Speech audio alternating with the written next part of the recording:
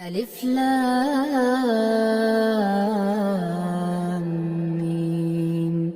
ذلك الكتاب لا ريب فيه هدى للمتقين الذين يؤمنون بالغيب ويقيمون الصلاة ومما رزقناهم ينفقون والذين يؤمنون بما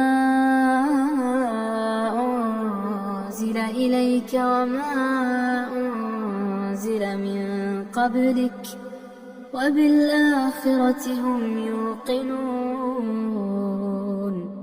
أولئك على هدى من ربهم وأولئك